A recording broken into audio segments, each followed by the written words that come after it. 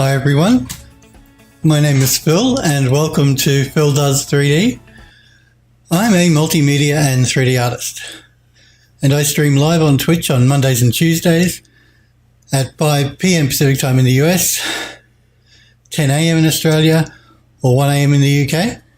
Remember, if you miss the live streams you can always catch up, winded, with the premiere event streams which are on a Friday and Saturday at 2 PM Pacific time in the US, 7 AM in Australia or 10 PM in the UK. I'm gone for a week and I can't remember my spiel, guys. Paz, Smurfberry Barbecue, Tamana and Sniper Echo, it is good to see you guys. Good to see you didn't forget about me in a week. I hope all you guys and girls are well and you've had a great week and weekends. I'm nice and relaxed and back from my break, my cabin in the woods. It was good to get away from everything and take some pictures for some textures. It is always good to see you guys. And like I said, thank you for being here and for watching. I do appreciate it, guys. Okay, so our Art Deco building. We're up to that stage now where we're finally getting to the cinematics. We've finished all of the texturing, all of the modeling, all of the design, the placement, it's all done finally. And now we're at the stage where we're going to start setting up our cameras for our cinematic. Now I did update the Unreal Engine to 4.19.2, which is the latest version. I know I've been saying all along I wasn't going to do it because I like to lock things down, which is true. That's what usually when you work in a game studio and you're working with a game engine, whether it's an in-house engine or one that a third-party one like Unreal, you get to a stage when the game is sort of 3/4 of the way complete and you don't want to break anything, so you lock it down to the version you're using, just because the deadline's looming and you can't afford to have anything break and have to spend weeks trying to work out what to fix it all. But because it's my project, I'm not under any deadlines from anyone. I decided that it was time to update the engine. So that's what I did. So you'll all should be happy to know we're working with the very latest version of Unreal, 4.19.2. They haven't released 4.20 yet. It's due to be released in probably another 3 or 4 weeks, I imagine, sometime in July anyway. I think they're predicting they're going to release 4.20. So actually a couple of things did break. What's Sniper saying here? It will kill my project, Sniper says. Don't upgrade to 4.20. It won't. It's actually still in preview state at the moment anyway, 4.20 on the Epic Games website. So I would never update to a preview build. If you're not under a deadline, you're running your own project and you can afford a delay, then hey, go for it. But I would never use a preview build. I'd only ever use a stable release build. Paz says, Phil, you sometimes jog, you get out of breath. I had to run up to the 3rd level. We've been having some really strong winds here in Victoria and I have tables and chairs right up on the very top of my apartment. There's like a mezzanine level and I have a table and chairs up there and the wind has been picking up. So I had to run up 3 flights of stairs to make sure that was all secured. And that was why I'm out of breath, but I'm good now. That's why. That's right, Paz. All right. Yeah. So back to 4.19.2. We're on the very latest version of the engine. We're going to start setting up our cameras for our final cinematic. What I'm probably going to do is I will set the camera shots up all the way through the level. Once that is done, then we will render out the different camera shots to the hard drive. And then we can take those images and bring them into Adobe Premiere to set up the final cinematic. And I'm going to do that in Premiere because I'm more used to Premiere than Sequencer. Sequencer is the cinematic editor that's built into Unreal and it's very good, but I've never used it before. So you're going to have to bear with me, guys, while we set up our cameras because I'm used to Matinee and I've not used Sequencer. So this will be new to me and yeah, so you're going to have to bear with me in case it takes me a little while to get my head around how Sequencer is working. So that's the plan. Yeah, we're going to set up the cameras throughout the level. Then we're going to render the cameras out, which won't take long because it's a real-time engine. All it has to do is play back and save out images. And then we're going to take those images into Adobe Premiere to set up the final movie to an audio track, a music track, and add some sound effects and that sort of stuff as well. So that's the plan. Alrighty. So we're on the latest version of the engine. I have jumped into Sequencer and I've just added a cinematic camera, one camera. So all I did was add a level sequence and then add a cinematic camera. And that's where we are here. So we're going to start our cinematic at the very front of the building. Now what I've done is I've split the viewport here into two. This side here is what the camera sees, and this side here is our viewport. So if I want to move around, make any changes to any camera movements or anything like that, I can do it over here.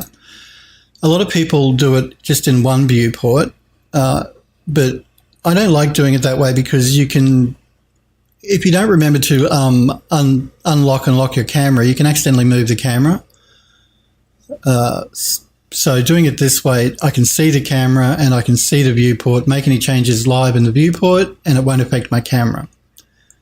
So that's the reason I'm doing it this way. And this is actually the preferred way that Epic Games suggest you do it as well.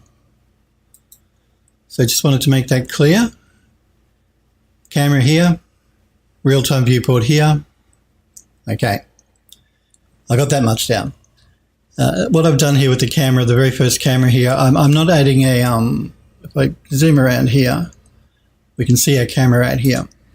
I'm not adding a rail track or a, what do they call it? A rig, a camera rig, a boom rig for this first camera because it's not going to be moving. It's going to stay stationary the entire time. When I start moving the cameras, I'm going to add camera rails and camera rigs, boom arm rigs, so that we can get a nice smooth movement. If you try and do it by hand, you can sometimes get really jerky movements in a camera. So, Paz says the player in Unreal, it's included. It certainly is. This sequencer is built into the Unreal Engine for you to do your cinematics. Epic Games made it so that once you make your game, I guess it's really for things like, well, even though Epic Games now are starting to move into architectural visualization, it's really important for art biz work. But it's made, I think they introduced it so when you make a game, and you know how you have a cut sequence in a game where a couple of characters maybe are talking to each other, or you want to show a camera pan to a doorway that the player is supposed to go to, it's built for that so that when the game plays, you've got this sequencer that you can set off inside of the game while the person's playing it to show them either where to go or some sort of maybe two characters talking, that type of thing. So yes, it is all built into the Unreal Engine. You don't have to pay for anything more. And I'm only using Adobe Premiere to do my final cut because I am more familiar with Premiere than Sequencer, but you can do everything in Sequencer. You don't have to use any third-party program at all. You take your camera shots in Sequencer, lay them all out, and then render out your movie. You don't need to take it outside of Unreal at all, but I'm going to take it out of Unreal simply because I'm more familiar with Premiere. That too, and I'm not sure whether audio exports from the Unreal Engine to a movie file. It never used to. I don't think they've changed that yet. So I don't think when you do a recording of a movie from Sequencer, it records the audio. I could be wrong, but it never used to, from what I read. But we're going to be doing all of our audio inside of Adobe Premiere anyway.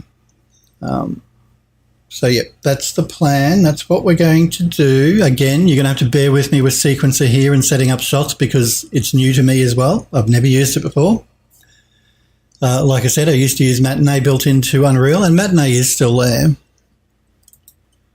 But it's legacy, as you see, and they're going to remove it, I think, in the next version of the engine anyway. So you really shouldn't be using Matinee anymore. You should be using Sequencer. And that's what we're going to be doing. Sequencer is more powerful than Matinee as well. Alrighty.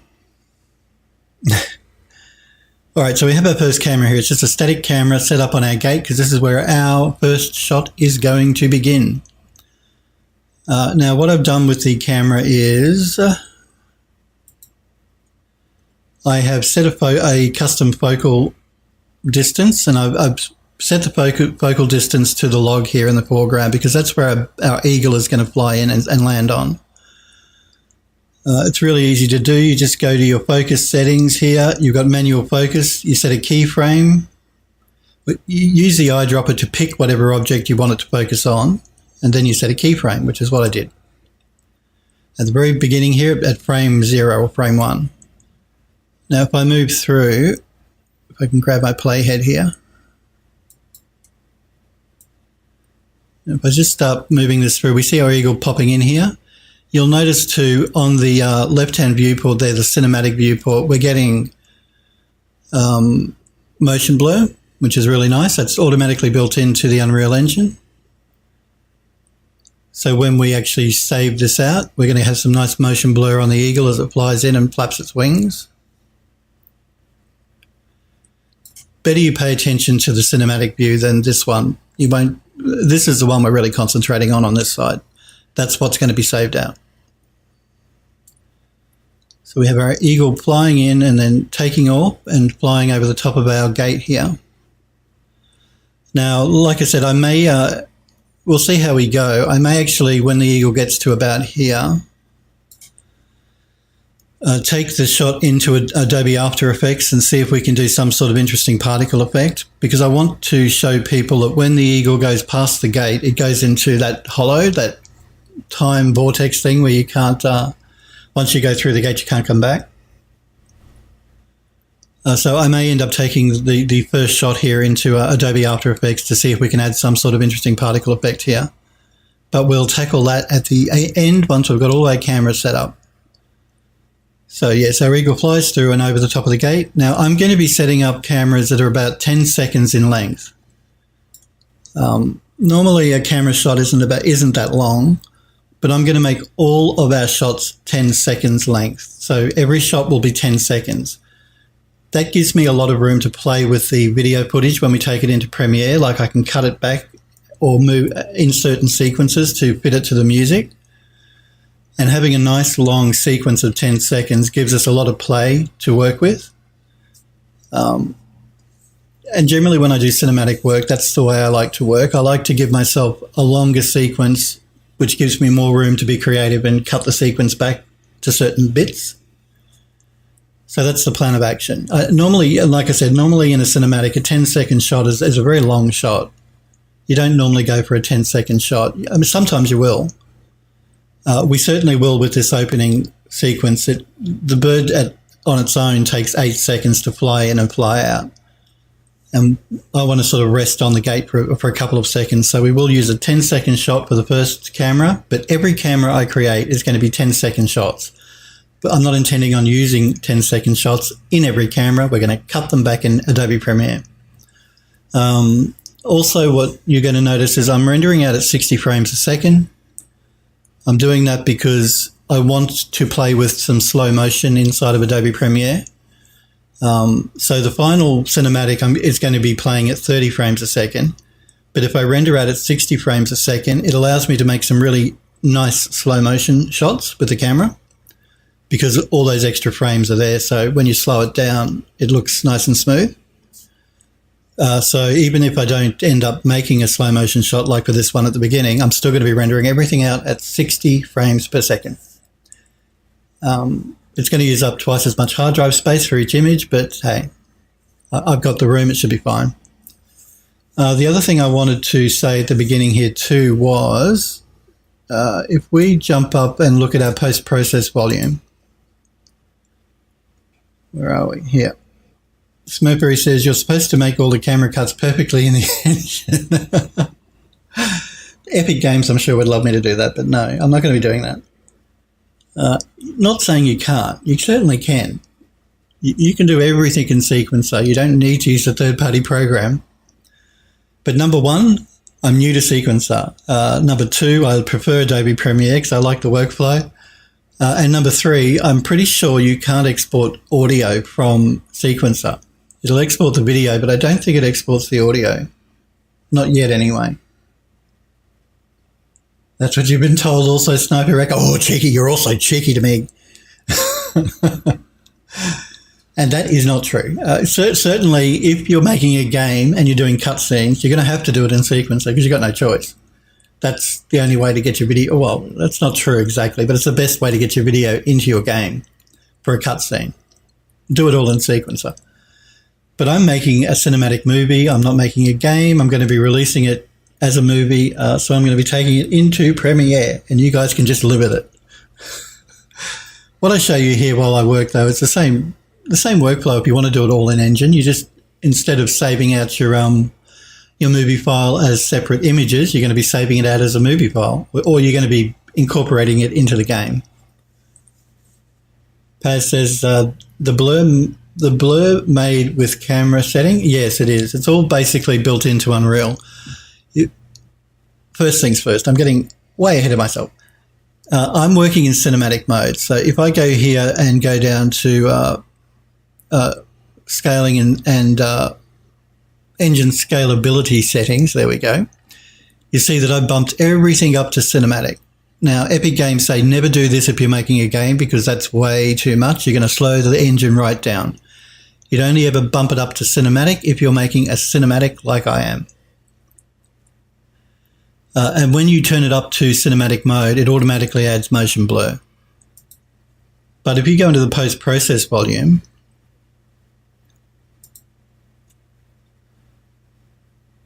and we have a look through our settings here, there's a whole lot of image effects you can turn on and off in the post-process volume. Set everything to maximum. That's right. We're going to push it to the max. Why not? We're making a cinematic. We'll set it all to the maximum, Smokeberry. There are a whole lot of features in the post-process volume you can turn on and off. So motion blur, though, will be turned on automatically by the engine if you're working in cinematic mode that I showed you here under settings.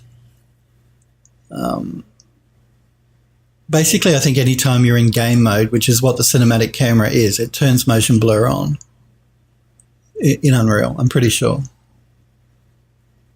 My music, thank you very much, Smurfberry Barbecue. No, I didn't. There we go. I forgot to turn it on. Oh, Smurfberry, gotta love you. Thank you for telling me. Unlike you guys a few weeks ago who said nothing when my music wasn't playing and I forgot to turn it on. Sniper Echo says, I want to be behind the sun shining through the kitchen window. You are so cheeky, Smurfberry Barbecue. You get a bill slap for that. Slap. Kitchen window. Yeah, you kitchen and bathroom. Kitchen and bathroom. Kitchen and bathroom. Wow.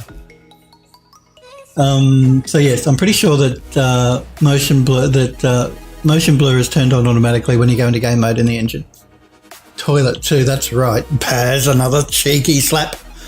A slap for Sniper Echo, not Smurfberry. Smurfberry's nice. A slap for Sniper Echo and a slap for Paz about the toilet and bathroom. And Smurfberry Barbecue gets an extra plus from me for telling me my music was muted. Alrighty. What am I talking about? Okay. Post-process volume. I wanted to point something out in the post-process volume, if I can find it. Where is the setting I want to look at?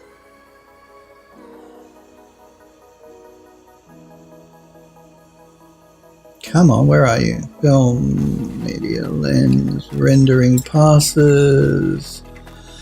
You see in rendering features here, you do have motion blur. You've got an actual motion blur setting you can turn on and off and adjust if you want.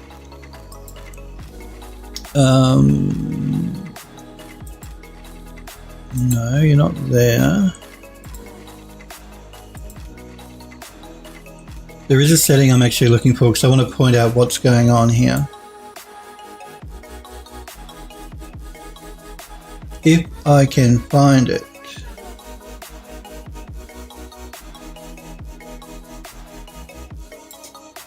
Not color grading, it's not film.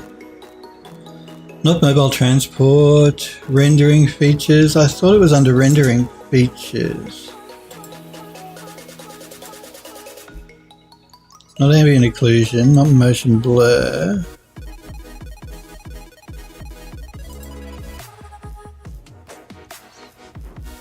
No.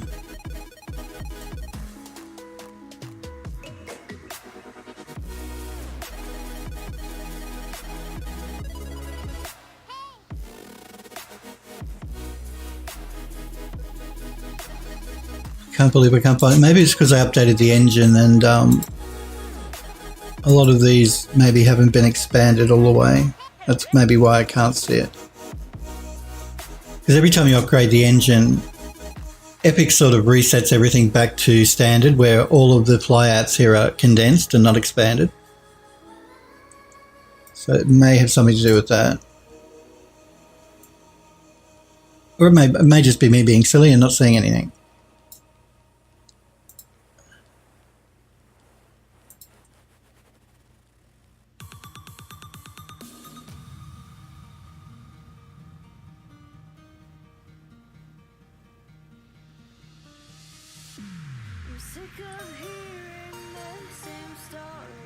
Okay, basically it's a setting in here that I've changed, which is going to allow me to render at 200% the original window size. So we're saving out the video file, the images for our movie, Cinematic, in 4K. So whatever 4K is, 34 whatever by 21 whatever. What I've done is I've gone into the post-process volume and I've increased that by 200%. So what the engine is going to do is for every frame of our camera, it's going to render out an 8K image. It's going to condense that 8K image down to 4K, and then it's going to save that 4K image onto our hard drive. So basically what it's doing, we're rendering this cinematic in 8K. It's then being scaled to 4K inside the engine and then saved out to disk. That should allow us to get nice, crisp lines without any jaggies, and just make the image look a lot better. So it will slow the engine down while it starts saving out our pictures. But again, we're not making a game, so it doesn't matter how long it takes for it to save out the images. We don't care. So I just wanted to mention that too, that the engine is going to be rendering in 8K and it's going to be shrinking down to 4K before it saves the image out. Export scale multiplier, maybe. Where is that? I do want to make sure it's turned on. I'm pretty sure when you upgrade the engine, Epic don't change anything from the project, so.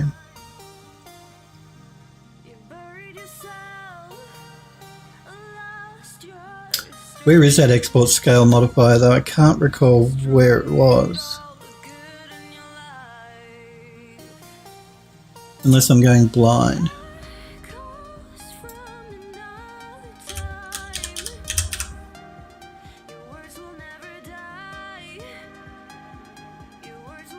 Yeah, no, that's not what I'm talking about, Sniper Echo. There is a setting actually in the post-process volume where you can set the scale of the movie. So it's not actually part of the cinematic when you save it out. It's actually part of the post-process volume. 16K to GIF, Paz. You could if you wanted to. You don't. There is no limit as far as I know on the Unreal Engine. So if you wanted to get the engine to render at 16K and then reduce it back to whatever, then you could. I know the setting is here. I'm sure it's here.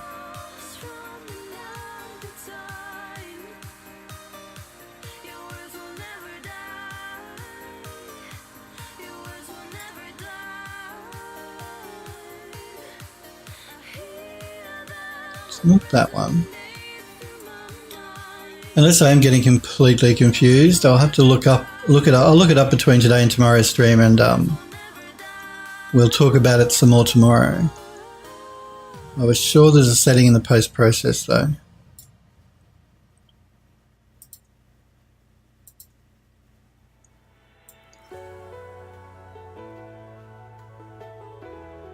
Because I remember changing it to 200%.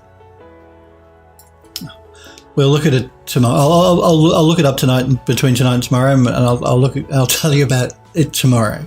We're not rendering out the cameras today, so it's not really important to make sure it's checked properly. We're just setting up the cameras now. All right, let's jump back to our camera. So we have our first camera, which is a still camera. The focus point has been set up on this log here in the foreground. My only concern here at the moment is that maybe I need to move the camera up a little bit for when the bird actually goes over the top of the fence. It's sort of being lost a little bit there. Like that's about where the bird is heading over the top of the fence there. I am going to export an image sequence PAS. Yep, that's what I'm going to do. So instead of rendering out an AVI or an MP4, a movie sequence, I'm going to be rendering out images, image sequences. And I normally render out an image sequence in Target, TGA, but Sequencer doesn't support Target yet. It only supports BMP, JPEG, and PNG. So I'm going to be rendering out in PNG. JPEG I would never use because it's you lose color information. BMP is lossless, I believe, so that would be okay.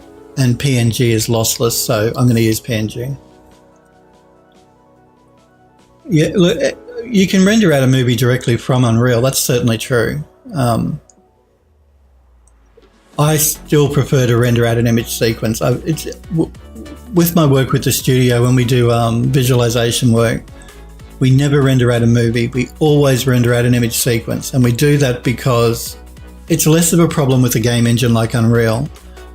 But when you're using rendering engines like V-Ray or renderers like Max or Maya or Blender or whatever, you can sometimes get a problem with some of the buckets rendering incorrectly in a frame of the video. And if you've rendered out that video as a movie, you can't change it. Not easily anyway. But by rendering it as an image sequence, when we put those images together into a movie, we can see if there's any error in the render. And what that means is all we have to do is re-render that one frame instead of re-rendering an entire movie. That's why it's always better to render out as an image sequence than a movie file. Yeah, codec PAS is talking about H.265 compression, which is the latest and bestest and greatest version of compression codecs available, H.265.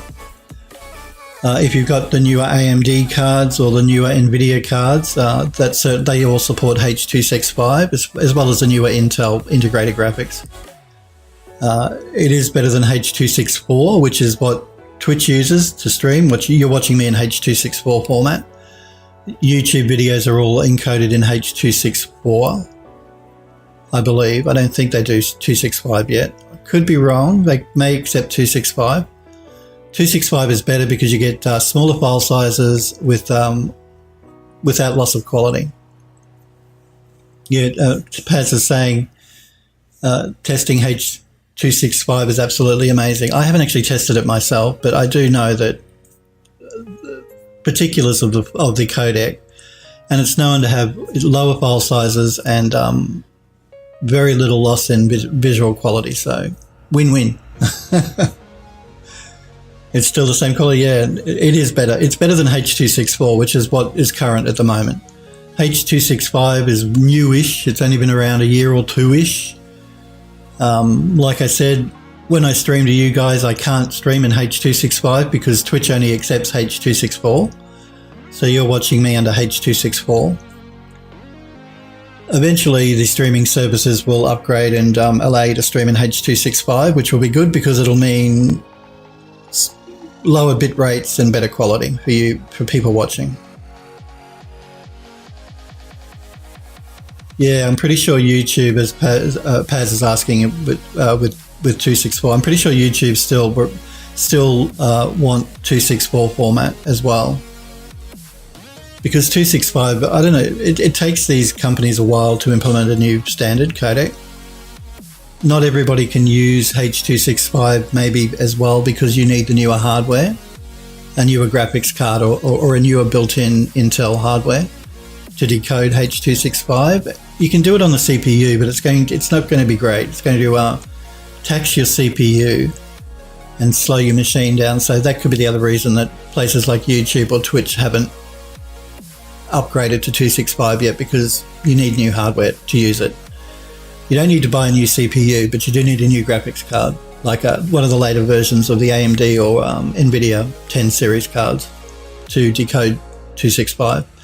I don't know if the 9 series cards like the 970 and 980 NVIDIA cards can do 265. I think it might only be the new NVIDIA 10 series cards. Thank you for the host, Devastated. I do appreciate it, guys, when you host my channel, so thank you very much, Devastated, for hosting Phil Does 3D. Yeah, I'm pretty sure that that could be the reason. The fact that they you need newer hardware to decode it on the GPU to get the best performance anyway. Devastated, good to see you, buddy. Yeah. Okay, Pat says, okay, continue. I need to see now. All right, so yeah, my concern here with the bird is that it may I don't know. Being the director for camera shots here, I'm just worried the bird is going out of frame a bit too much. Now that can be interesting for a camera shot, to have something go out of frame and then come back into frame.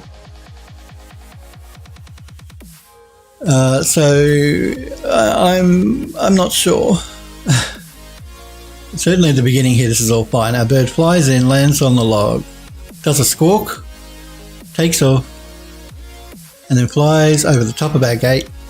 And I'm going to, like I said, I'm going to probably take it into After Effects, this first sequence, when the bird gets to about here, which is about over the top of the gate, and create a particle effect so the bird sort of disintegrates. And if I sort of stream through here at about here, that's about where our bird is, sort of over the top of the gate. I can see the bird okay, so the particle effect would be fine. We sort of only lose the bird once it goes past the gate, and the bird is not going to be in shot past the gate anyway, so if I do the particle effect anyway.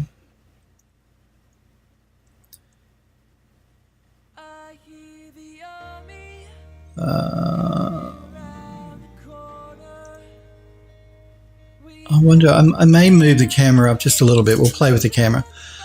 The other reason I like to work this way with the camera view and then the perspective view is I don't have to jump in and out of camera view to make my changes to the camera. I can do it in either view. So what I'm going to do is we're on frame 0. I'm going to just see if I can't position my camera a little bit better. I'm just going to move it down a little bit.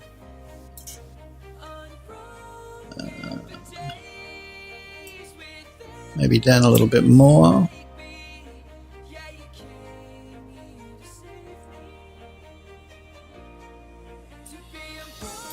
I want to get some of this nice pine tree here in the corner in, and less of the fence over here. But I also don't want any of the ground, because the ground here, this is sort of outside of our, like there's nothing out here. So I want to avoid just showing the bare ground there. So I'm going to have to angle my camera up so that the ground is not in shot.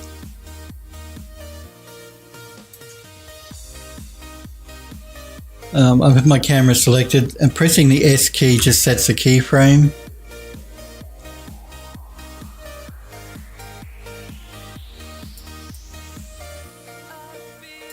Again, I'm going to just scrub through here and see if my bird is in shot a little bit better.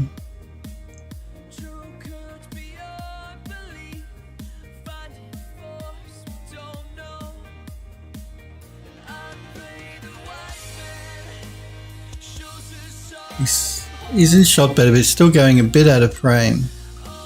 Not too much though.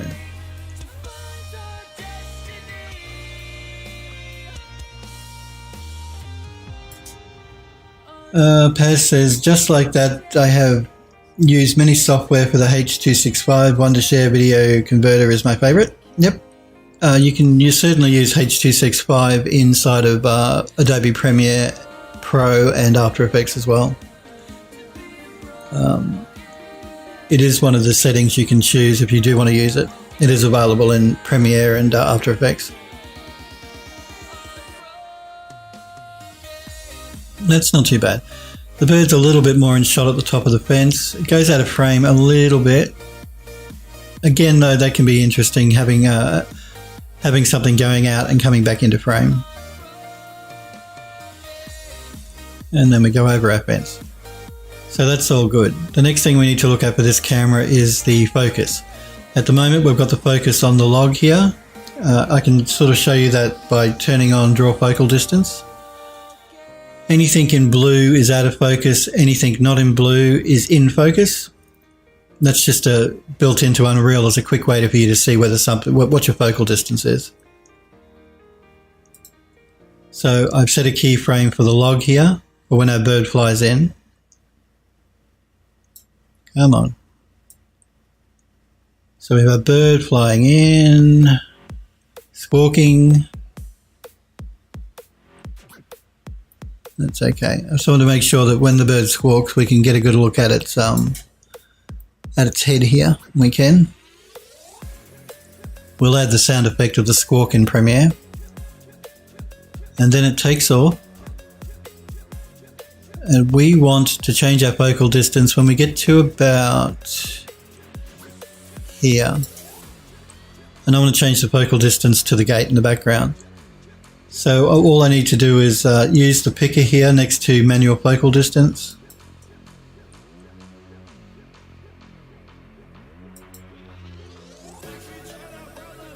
And then pick the gate here in the background.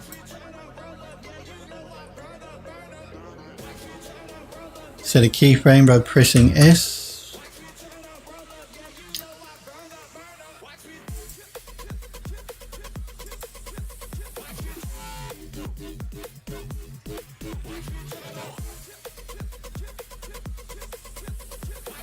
I'm just going to scrub through my timeline.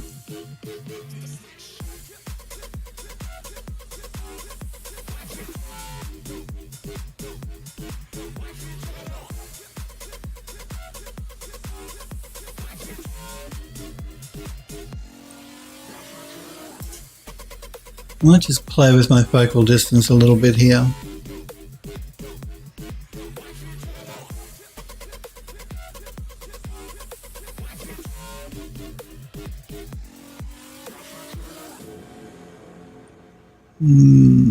Focal length, focal distance. Okay, I think the problem here was I did not set the what I wanted to keyframe here as selected. So I'm just going to reselect that, go back to where I wanted to change the focal distance.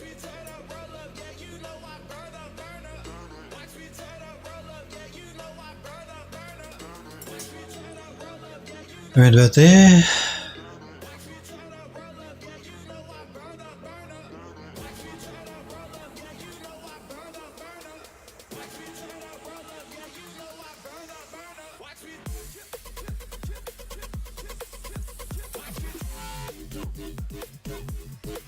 Make sure our gate is selected.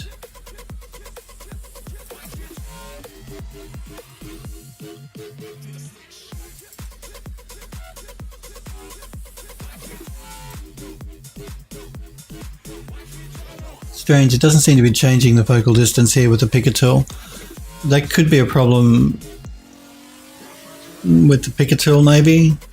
We can do it manually anyway, so let's have a look at the manual control. I'm going to go back to the beginning again.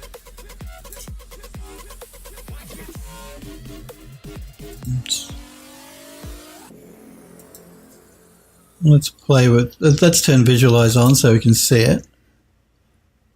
Let's play with our value here a little bit.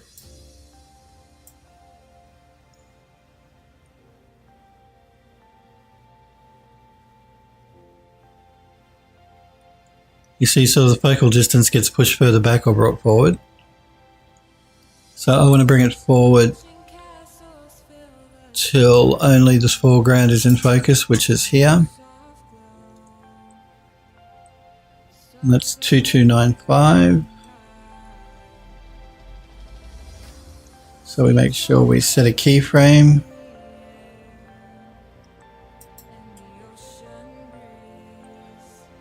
And then we want to jump down to about here.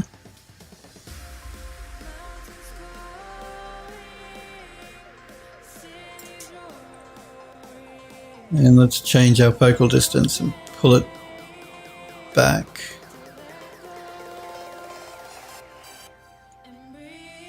Until it's about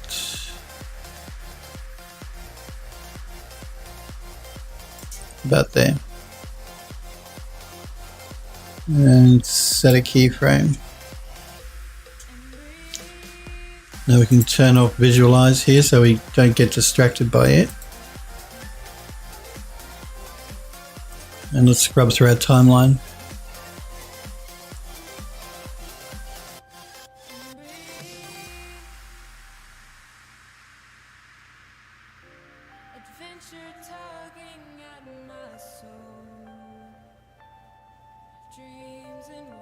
It's probably not going to be easy to see on stream because the focal change is very minor. But if we sort of pay attention to, if I can get the bird wing out of the way, at the moment here at the beginning we're focused on the foreground. So if you look at the gate in the background, they sort of concentrate. If you look at that bit of brickwork there, you can probably make out the change as I scrub through the timeline. So the bird lands. And then when the bird takes off and gets to about the midway point, the focal distance changes and we focus in on the back gate and less on the foreground. So if you're looking at that brickwork there, it's more in focus than it was at the very beginning of the shot. Like I said, it's really subtle.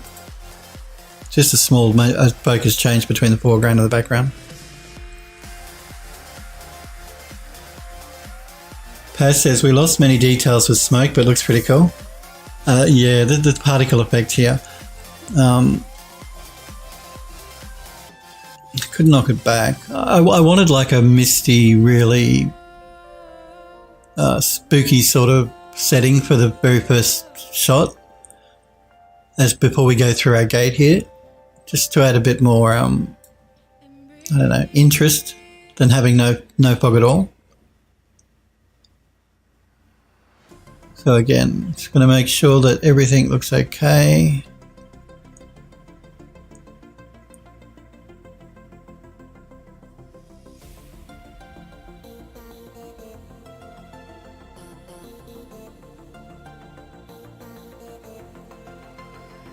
It's probably hard to make out too in this smaller window for the preview. It'll be much more noticeable though when it goes full screen during the final cinematic. The other thing actually I forgot to mention with the cinematic, I'm not going to be using a full 16:9 window. Mystics Ambience, that's right, Paz.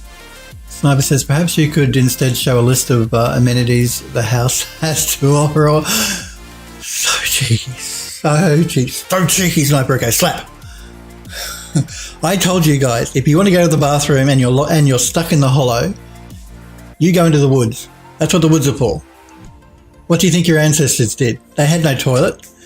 And if you want to have a shower, you go into the pond. That's what the pond is there for. Nice cold bath. A big pond. You can be surrounded by water lilies while you bathe. They do it in Japan, so you guys can do it too. Or anyone that gets stuck in the hollow can do it too. Kitchen and bathroom.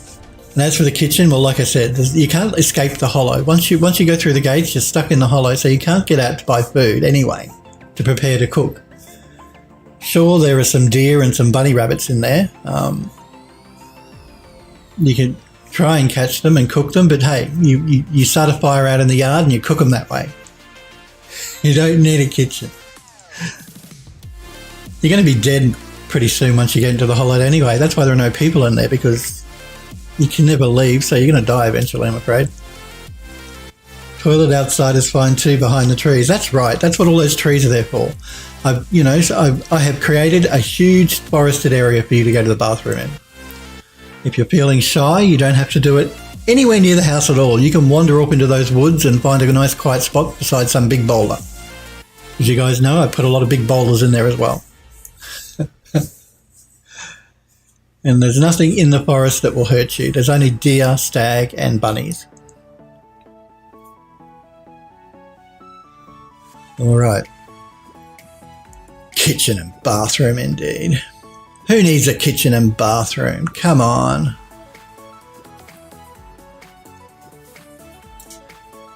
Again, I'm just going to turn my manual focus on.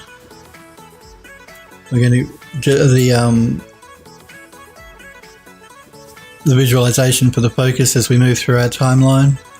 And you can see what that does as it moves through. So we start off with the focus in the foreground.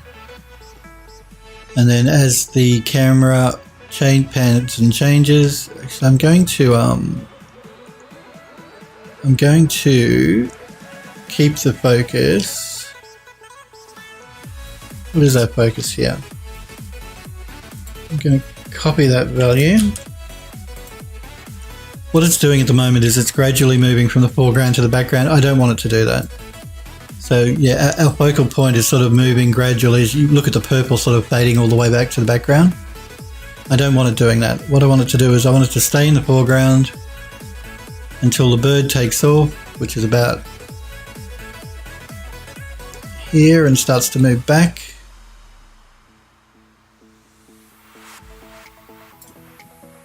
About here. So I'm going to copy that same focal value in and set a keyframe.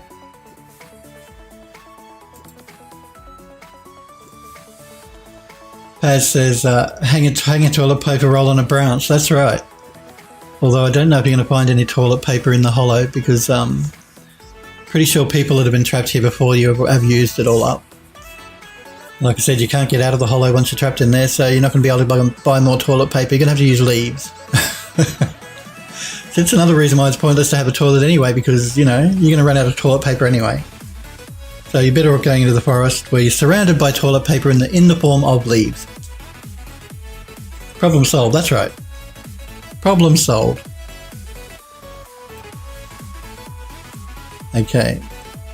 I think that's better. So as now, if we pan through our timeline here, foreground will stay in focus until the bird starts to move back, and then it's slowly going to focus back on the back gate. So let's turn off visualize. Again though, it's really subtle. You're probably not going to see it on stream on this small window. But you certainly should notice it a bit more. Like I said, during the final cinematics, it'll be full screen. But I did want to point out what I'm doing with the camera here. I'm not going to be rendering out a movie that is a complete full screen video of 16:9 like a lot of your monitors are, or TVs are now. I've reduced the camera, where are we? The camera sensor height a little bit. So that's going to give us a small black bar on the top and a small black bar on the bottom. You know how when you watch a cinematic, a movie, you got the black bar at the top and the black bar at the bottom, and the movie's sort of in the middle of the screen. It's more like 21:9 as opposed to 16:9 format. I'm simulating that here by reducing the sensor height here. So normally the sensor height is at 22. Like if I pop that back up, you see what that does to our cinematic here. Normally that's a normal 16:9 video monitor or TV. I'm reducing that to 18 so that I can get some black bars at the top and the bottom. It also helps to make the screen wider, look wider, like a wider field of view. So yeah, I wanted to point that out. So during the cinematic, we're going to have black bars at the top and the bottom. I'm not creating a cinematic that's a full screen size, because I think it looks more interesting having the black bars and making the camera look a bit wider. All right. I don't actually think there's anything else we need to do here. Just going to play through our cinematic.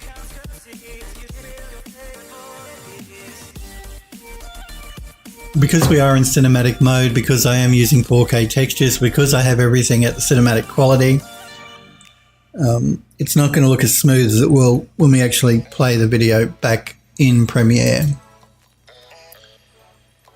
So I promise it'll be buttery smooth. We're going to be recording at 60 frames a second.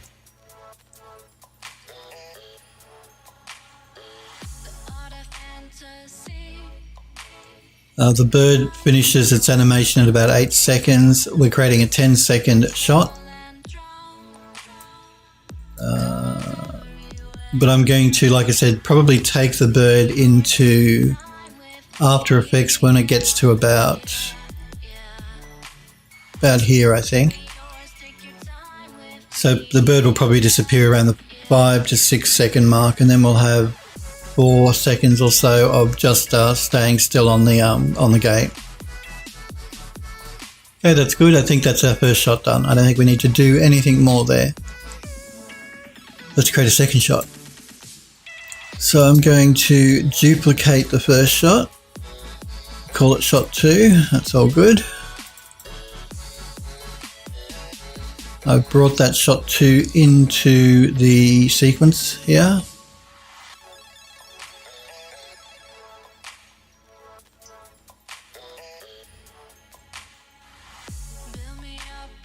It's just a copy of the first shot, so it's going to look identical.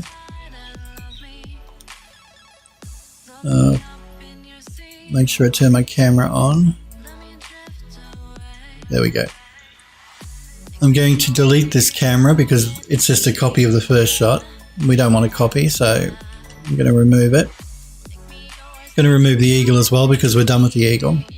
I'm going to add a new cinematic camera.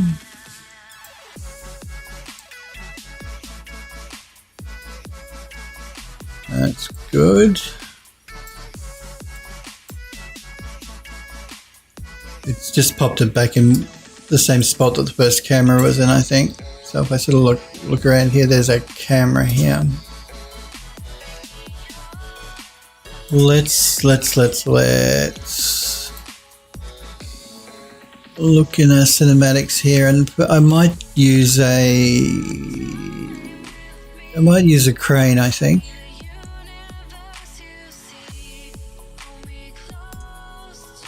A camera crane. So let me just get around here where I can see my crane. Let's rotate it around.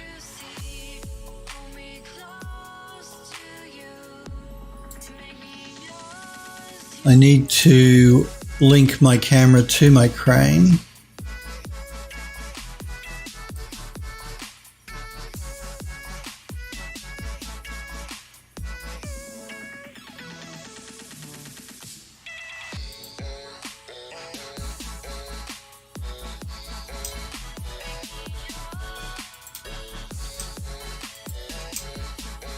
I've just zeroed it out there so it sits below the crane rig. Sort of get down here and move in, you can see the camera sits just below the crane.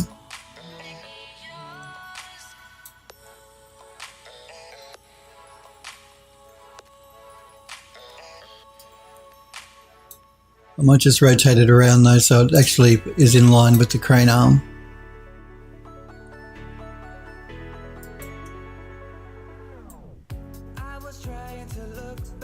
It'll just make setting our shots up a little bit easier.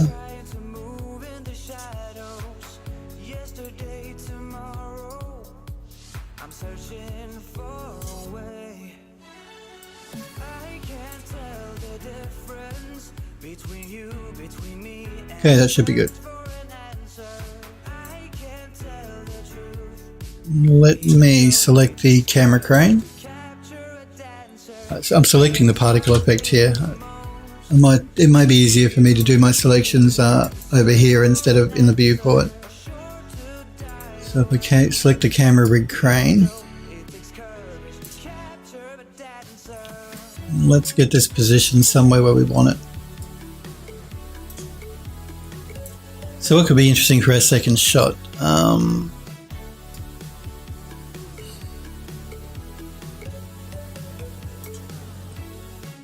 Let's move it in a little bit. I'm looking at the main viewport here and as I move it so I can frame up my camera.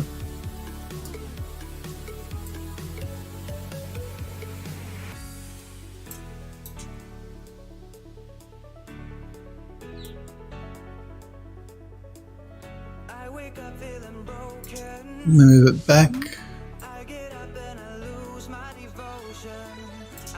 Actually, I have to make sure I change my my sensor height here as well. Defaults back to 20. I want to make that 18. There we go.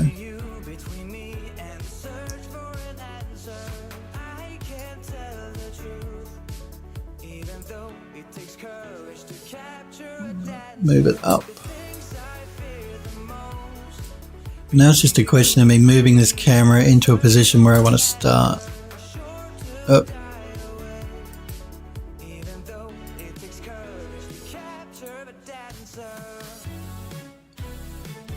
Paz says 8K image sequence looks like 5 meg each.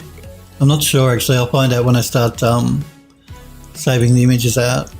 It'll be interesting for me. I haven't saved it. I've never created a cinematic with the new UE4 engine. I've used UDK, so it'll be interesting to see how big the images are, because I'll be saving it as PNG. PNG usually gives you lossless and smallest file size. BMP is lossless, but the file size can be quite large. Target can get large as well. TIFF can get very large. But because the Unreal Engine only gives us PNG, BMP and JPEG, I'll choose PNG because it's lossless and it's the smallest file size. Sniper says, oh no, my net seems to be dying. Oh no, Sniper Echo.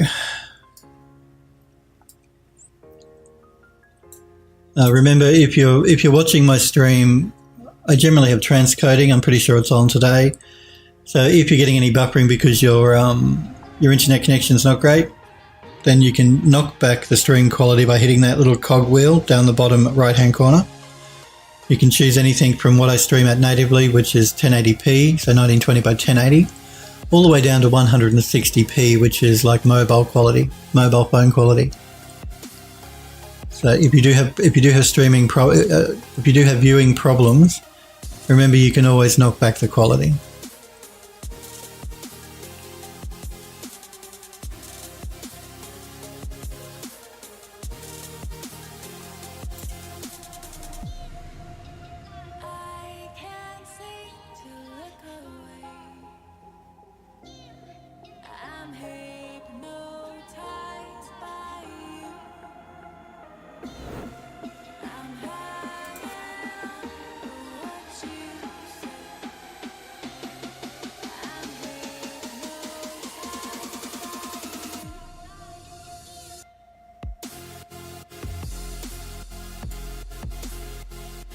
Just looking for my camera rig here.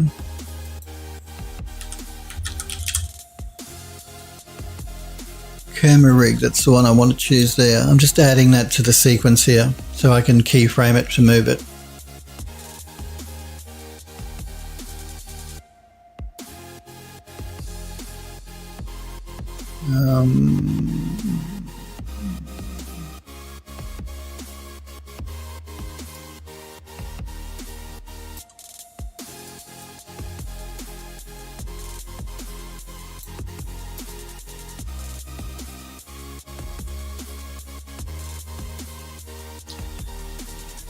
Now I've got to try and work out how I want the second shot to go.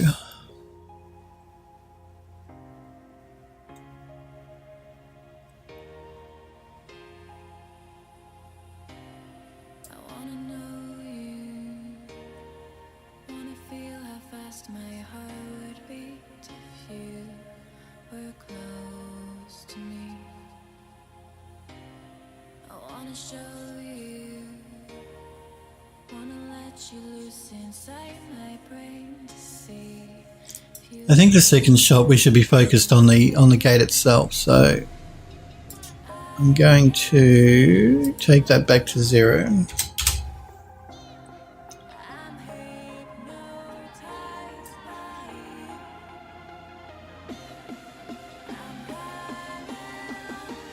We can't go too far out because we'll see our eagle up just hanging in the air there, all on its own. The second shot, I think we need to be a bit closer.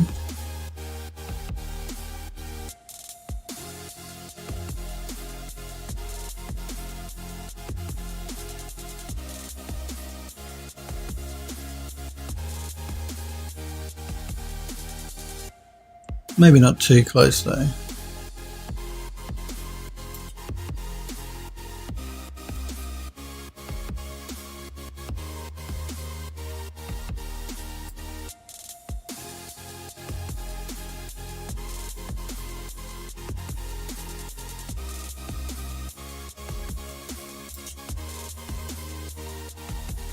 What about if we start it there? So I'm going to press the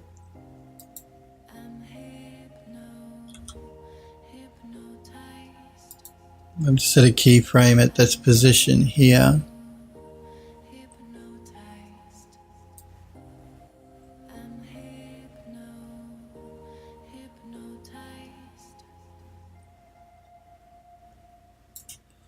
Actually, I think setting a keyframe here is better. Now,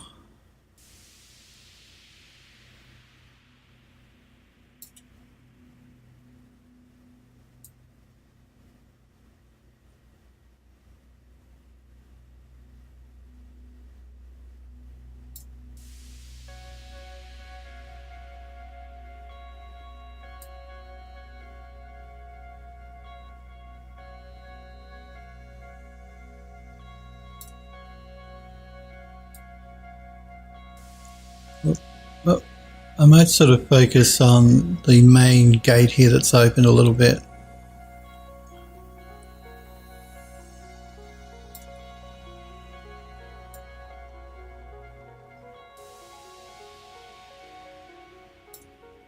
Normally you work from a storyboard. You know what a storyboard is, guys, don't you? You know, little pictures that tell a story of how the camera cuts are going to happen. That's a good way to work because you've got like a format you can follow. I'm not using a storyboard, so I'm going to have to wing it all, but that's okay. Who needs storyboards? They are actually important. I shouldn't make light of them. They are important. They're used in film. They're even used in design. When you're designing web stuff, you use a storyboard for that as well, believe it or not. So they are really important. I don't want to sort of make out they're not. They are.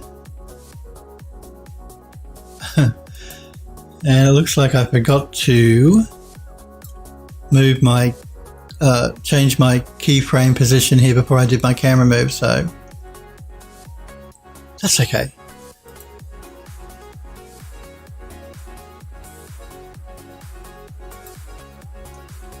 So we're just going to have to do it again.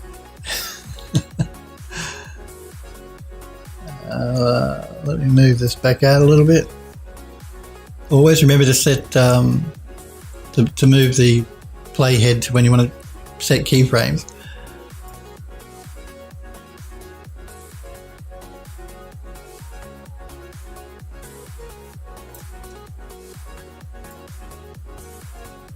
This is a fun part though. This is a part that I really like. It's just doing these, setting up your cameras. It's fun. Like you guys know, I remember what I said to you. I really like decorating the interior. Once, like, I like all 3D, but the favourite bits of 3D for me are things like setting up the interior, like placing the furniture and placing the vases and doing all of that sort of decorating sort of stuff. And the camera here, the camera work is also something else I really like doing. It's the most fun for me anyway. Okay, so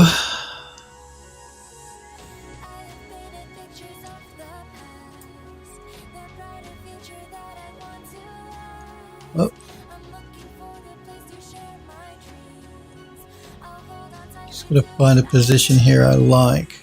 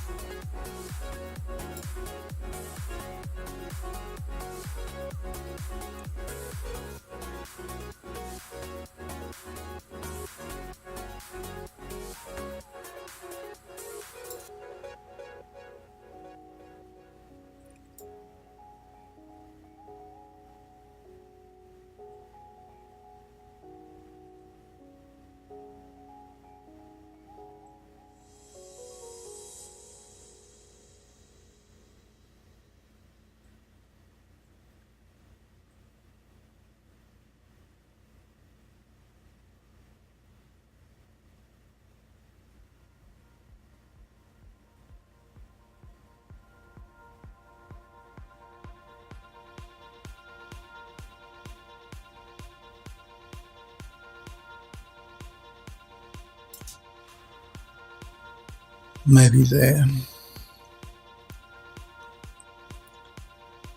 So set a keyframe. Set a keyframe. And why not set a keyframe for the camera arm length as well? Right, move the camera head. Move the timeline, I should say. Again, we're working with a 10-second shot, so let's do a camera movement to about 7 seconds.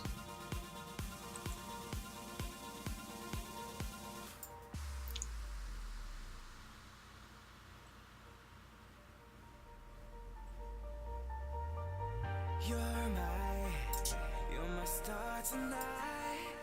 Oh, yeah. Your light gets me through the night. Move it in. Yeah, we fly and we soar the heights. Oh, yeah. The sky will be ours tonight when we collide.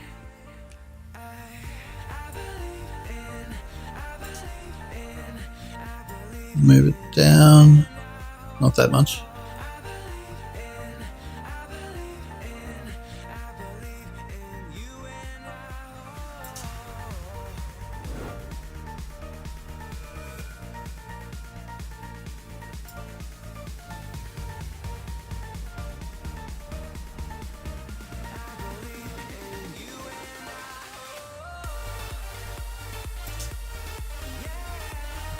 Really sensitive, the movement here. I might have to do it by keying the numbers in instead of using the slider as aim at the moment.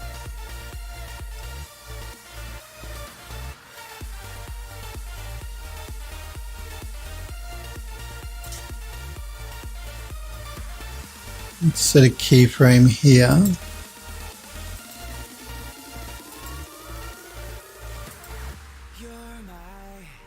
You're my star tonight.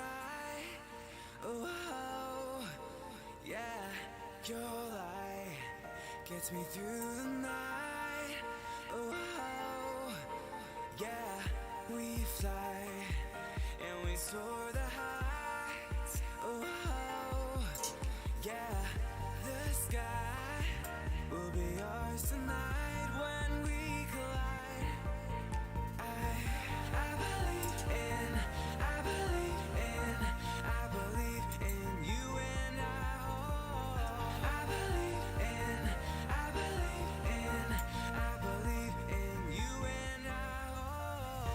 believe that we can write our story, yeah, 'cause we have the power to. I believe if we strive for that glory. I'm just going to let this play here in the viewport. I want to see what that camera movement looks like.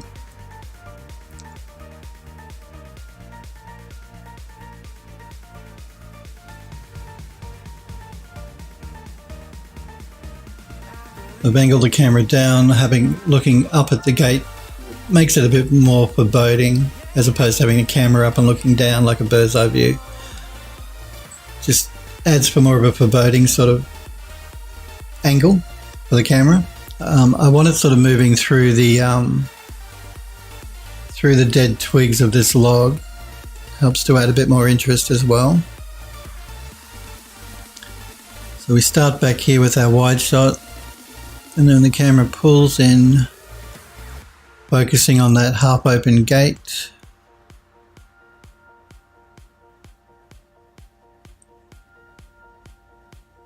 Through our twigs.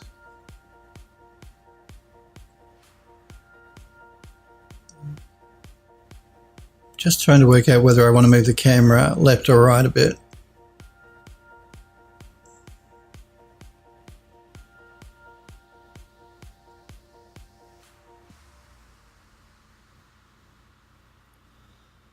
So 0 through the dead tree trunk twigs, focusing on the open gate.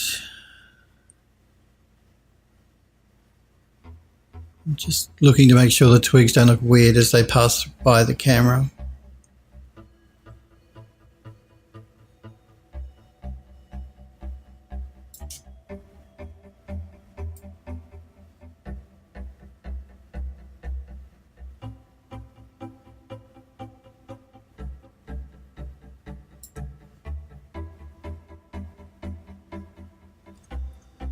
Paz says, I remember once I had spent 3 hours researching why there was a mistake in my editing video. Finally, it was a stain that was on my screen. Oh, wow. Actually, that's happened to me too, Paz.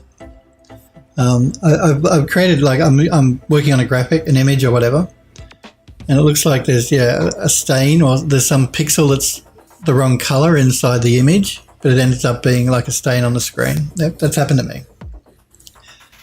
I can sympathize.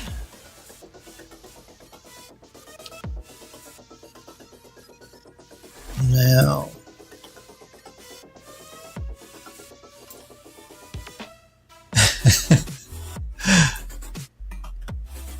you guys can't tell me it's never happened to you. I don't believe you. Although I try and keep my screen pretty clean. I try anyway. I have those, those special wipes they have for LCD screens. I use those.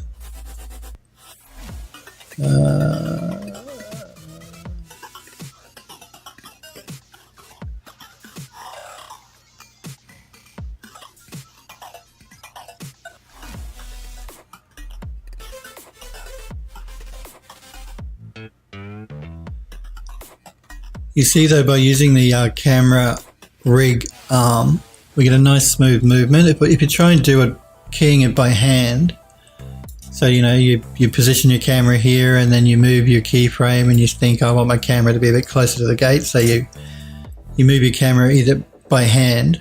You can sometimes get jerky movement, but the camera crane keeps things nice and smooth.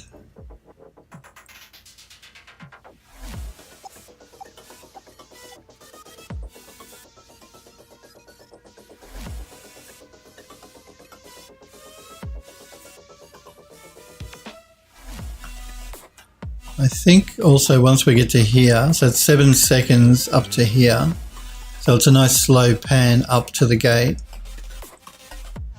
I think we might, for the last 3 seconds, well, for the next 2 seconds anyway, we might pan up a little bit.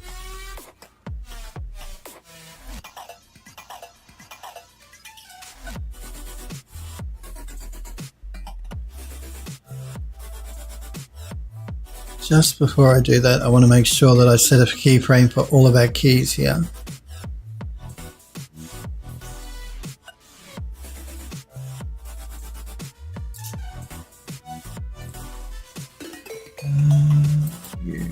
There we go. I just missed the your one. So now for the next 2 seconds up to about 9 seconds.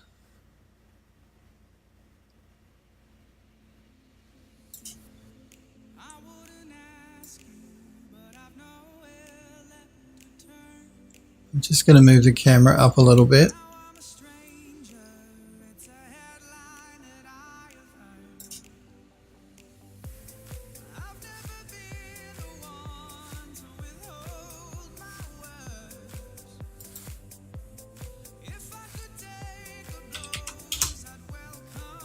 I'm just entering these numbers by hand because, like I said, the slider is a bit too fiddly.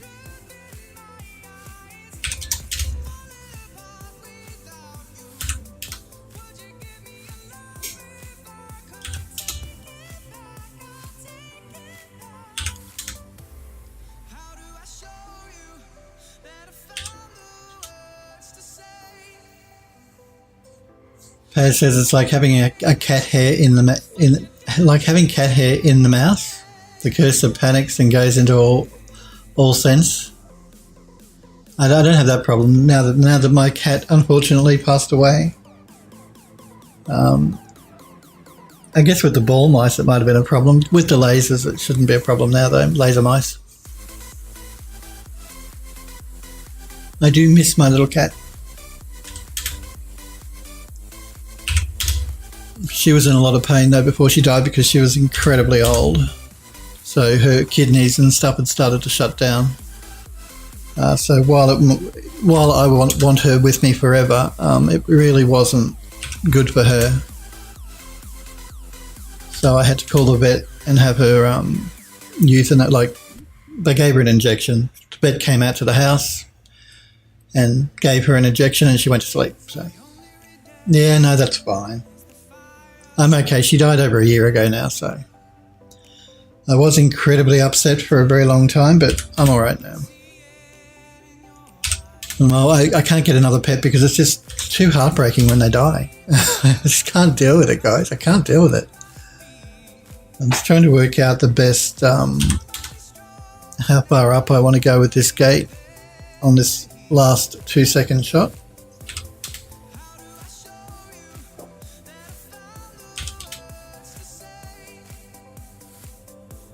Let's try it there. We can always change it if we don't like it. So let's just make sure we set keyframes for this position here.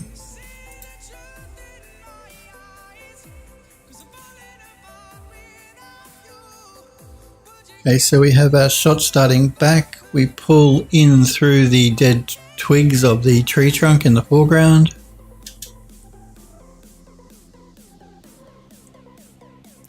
And then we pull up slightly on the gate before we rest for 1 second. I'm just going to play that through the viewport here.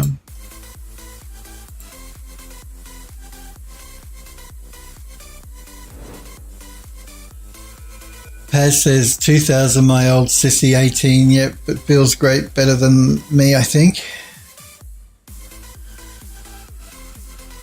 Yeah, but Annabelle, which was my cat's name, she lived until she was 22, so 22 human years. I had her for 22 years, which is quite old for a cat. She was treated very well. She was spoilt rotten, always spoilt rotten. And she lived, yeah, for 22 human years.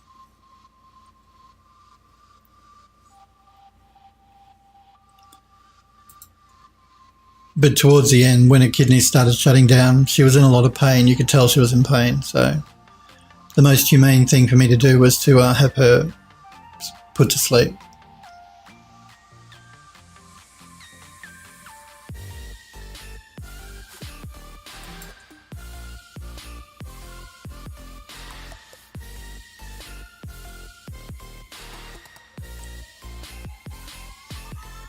You're going to see me doing this a lot during creating these cameras, where I just keep playing back the camera movement to judge whether anything needs to be changed.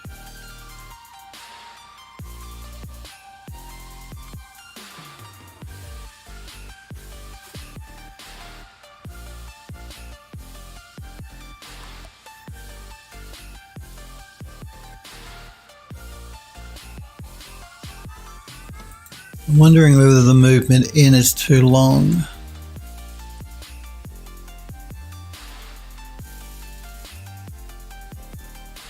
Like I said, we can probably cut it back anyway inside of Premiere. So instead of starting it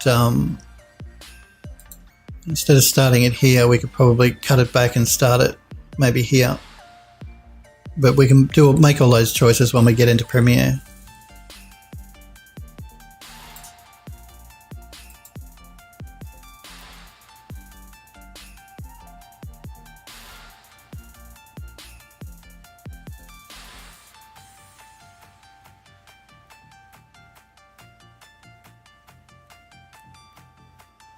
I'm just curious to see if Epic Games have included any animations for the camera. Basically, what you want to do, what they do in cinema when they cinematics, when they create cinematics, they introduce this. What's the word I'm looking for? Though, what is the word I'm looking for? They introduce like movement into the camera, so it's not completely rock steady. It's to give the camera a little bit more realism. Because you know when you take a camera, it's a handheld camera, and you're videoing, your hand moves, so the image moves a little bit. They introduce that on purpose into cinematic cameras, so it looks more realistic. So it's not so perfect. Again, it gets back to this perfection thing. Animation cameras as an art, yeah, but you can actually add animation to a camera in Unreal to give it a bit of camera shake. That's the word I was looking for, camera shake. So it doesn't look quite so perfect. You don't go nuts. But even a cinematic camera, like next time you're watching a movie, look at the camera, look at the image. You'll see it move a little bit here and there. It's never perfectly still. Like there's always a bit of movement happening. They do that on purpose to make it more believable. Noise animation pairs, yep, that's the one. I was just wondering whether Epic Games included anything like that.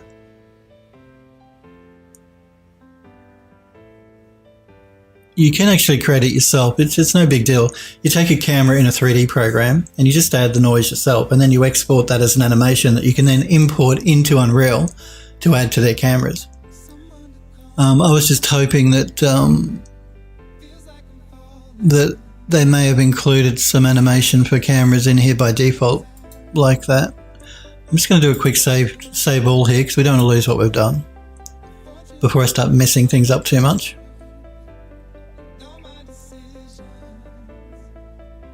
Camera recrane, camera actor is what I want to select.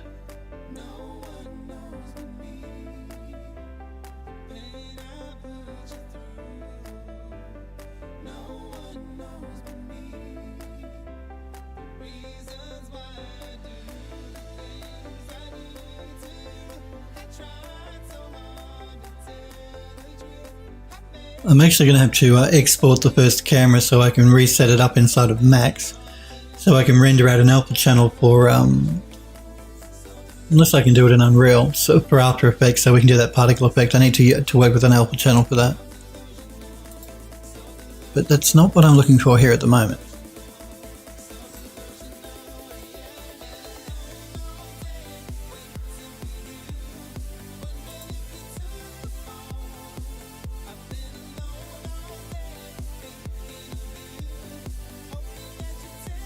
No, I don't want to add an actor to the sequence.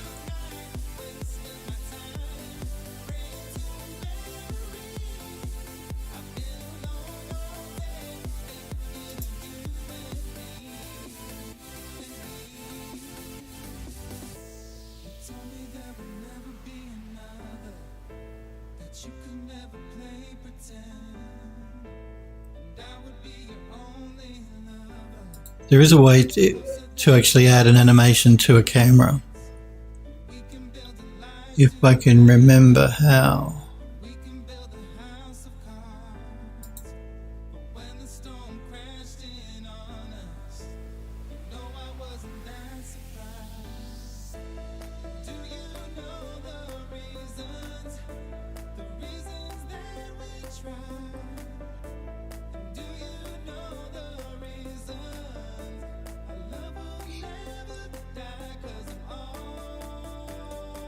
I can't seem to remember how to do it. I may have to look it up, and I'm not sure that they actually have added any animation to the engine, any camera animation to the engine. Anyway, that's something we can add at any stage before we start saving out our cameras, because it's not going to be changing the cameras much at all. It's just going to be adding a little bit of shake, just for a bit of realism.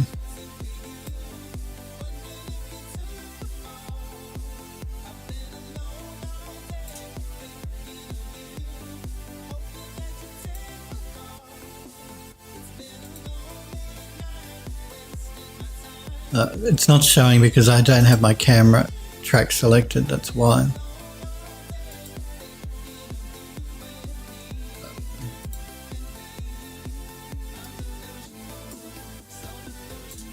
Make sure I'm in the right window, which is this one.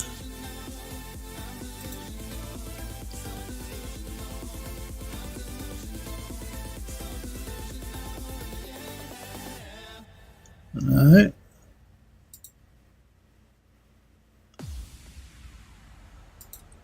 What have you done? Your face said it all to me. I could tell you didn't want to leave, 'cause you knew what was best for me. Who knew what we had become? Grown monsters one side of us. We had it coming along for a while now. We had fire burn at the start, but emotions put it out. Just waiting for something to spark again. I keep asking myself how it's happened. Now I'm asking, how will I go on? Now I'm asking, without you.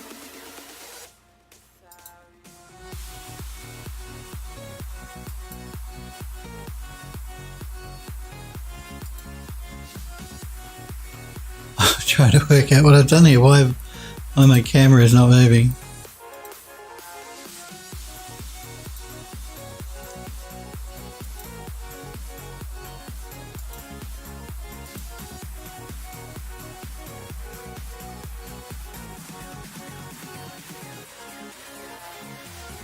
Pez says some movies use camera shot for $1 million. It's like 15 seconds. Yeah.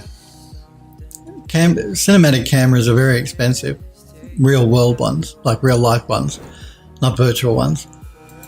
It can get very, very expensive, depending on what the camera is as well. Just let me check.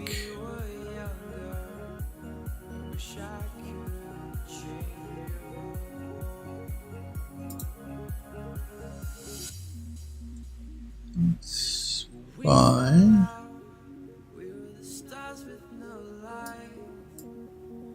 Just getting in here to look at my camera.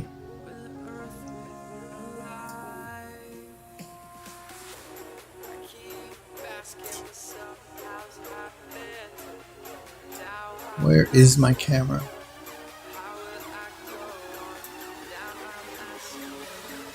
Looks like my camera has moved for some reason. Why is that? Camera.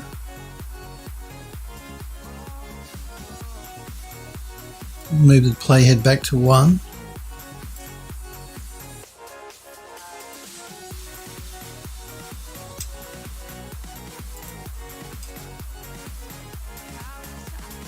No.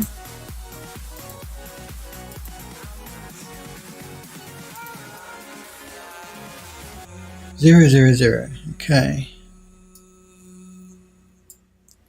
Where is the camera?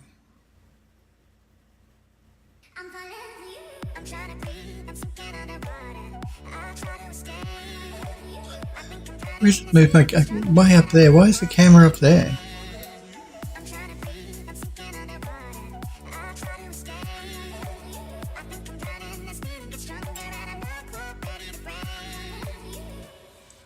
Location 000.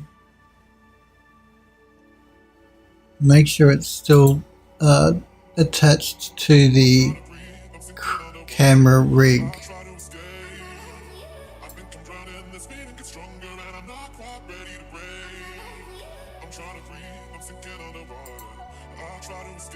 And it is.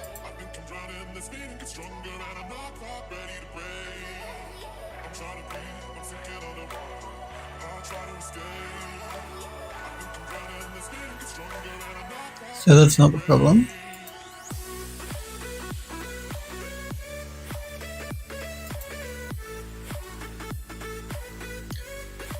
Make sure the location is set back to 000.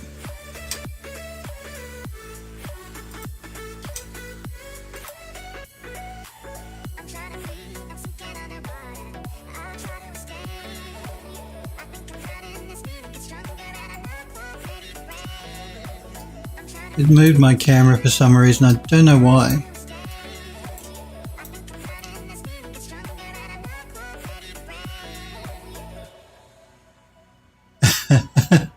Paz says she went to the toilet behind the tree you didn't see. Yeah, for some reason it moved my camera off of its 0 position. I don't know why it did that. It's very strange. I wonder if that's a bug in 19.2 or if it's something I did wrong. Probably something I did wrong. Anyway, we got it back there now.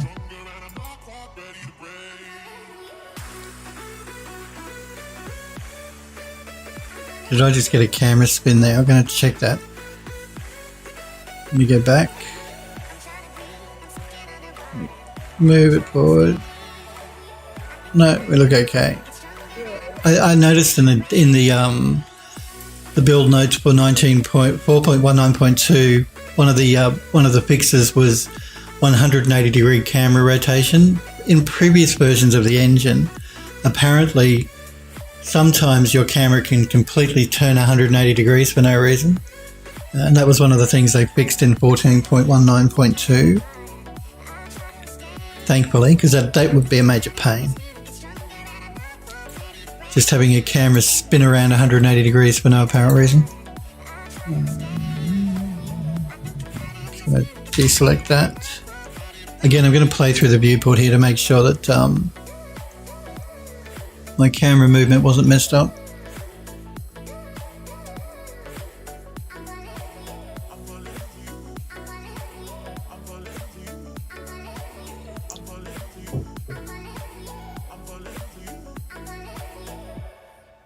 We did do a quick save before we started messing around. That's the reason I always make sure I save it before I'm going to tweak things, just in case I mess them up.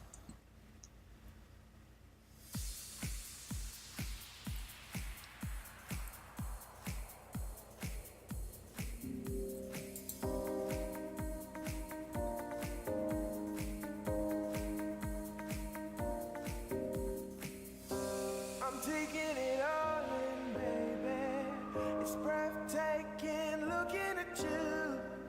You give me something to think on, baby. Just going to take the head back to about. These days they're driving me wild. I can't get you out of my head. Got an addiction to your ways, baby. There's nothing better than the days we share. Oh, I feel it. And oh, I feel the loving from you. And oh, Probably back to about here. I just don't like the way that the twigs here in the foreground are disappearing. You see the way they sort of, as the camera moves through them, they disappear. It looks really weird. Paz says it passes too directly over the branch, disappears. Yeah, I'm not happy with the way this disappears here. I want to move the camera so that it doesn't pass through the twigs, but just above them when it gets to about here. So I'm taking it all. I'm going to move. Staying closer to you. You give me something to think on, baby. First thing I'm going to do is I'm just going to take the camera to about here where everything is fine. So our camera moves into our twigs. Nothing is disappearing in a really weird way, which is good. Maybe it's for the best. Got an addiction. Same time I said, yeah, Paz, but great minds think alike. That's why, Paz. I'm going to set keyframes here. And now I'm going to move to where it starts to pass through the twigs, which is around about here.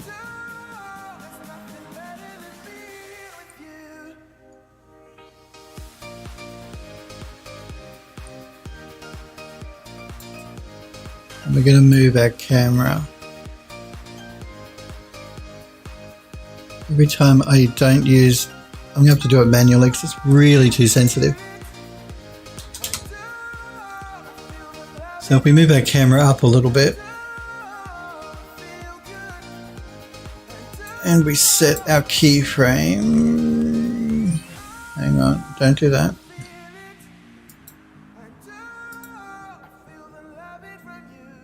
We need to move our camera up.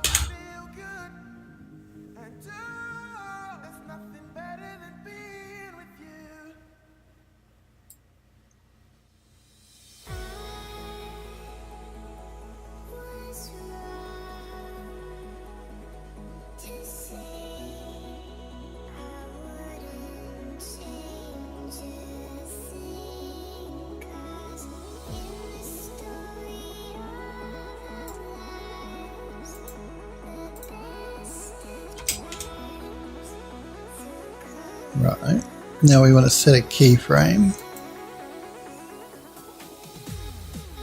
I like to do all three, even though I haven't moved the other two. I haven't changed the yaw or the crane length of the arm. I always like to set the three up just to make sure. So our camera moves in. Before we start to move through that tree twig, it moves up. I may make that's a bit too sudden of a move there. So I might smooth that out a little bit.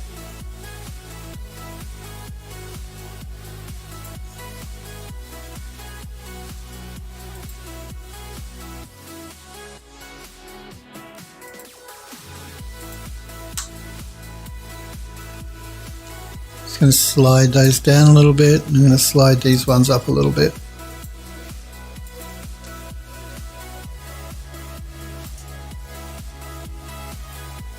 All right, let's have a look.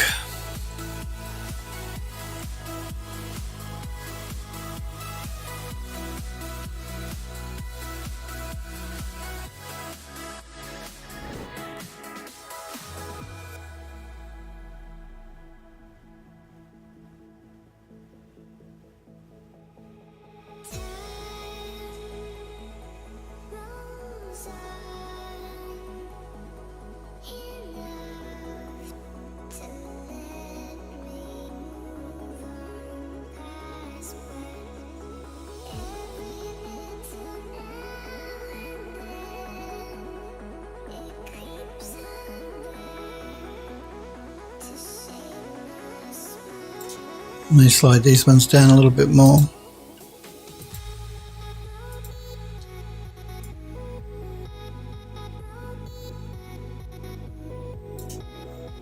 Oh, looks like I left one behind. There we go.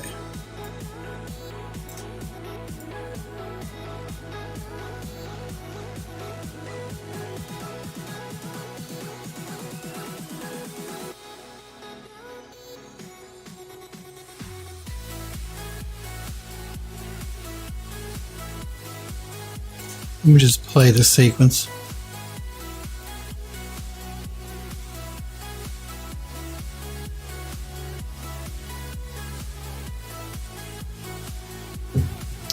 I don't like the way it moves, stops, moves, stops. So we have a nice smooth transition in.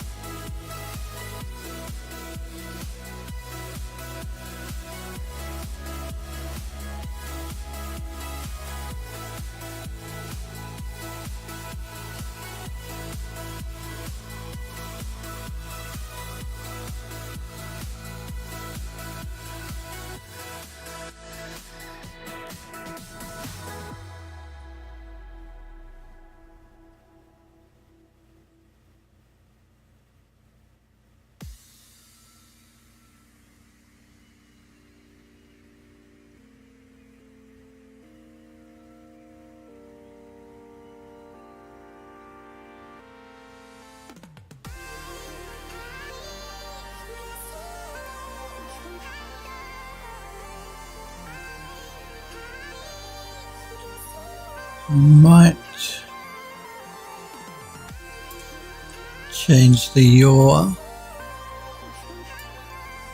when it gets to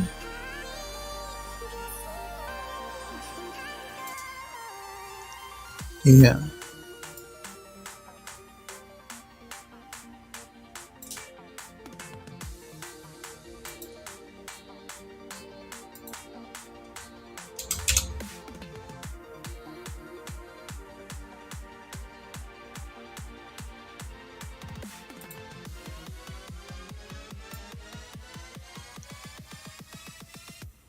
So we pull in.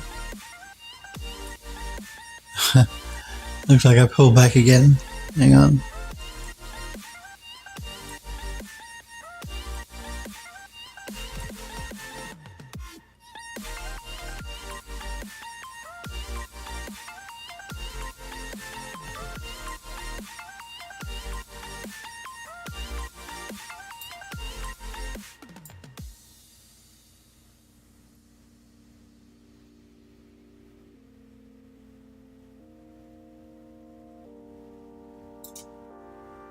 I might actually remove these keyframes and let's see if we can,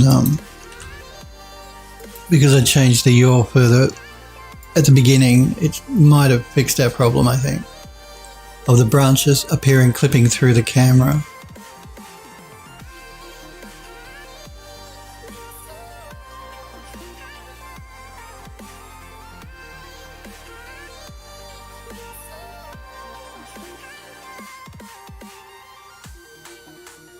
Looks like I might still be getting a little bit of clipping. I'm looking in this corner here as we move through. Looks like we might be getting a little bit of clipping happening in that bottom right hand corner.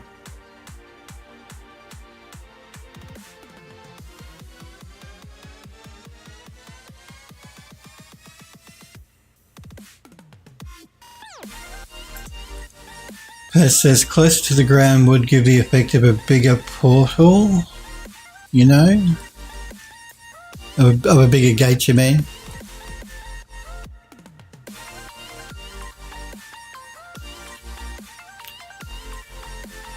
Yeah, I sort of wanted to, the reason I'm moving the camera up though is I wanted to move through the twigs and then focus on the half open gate.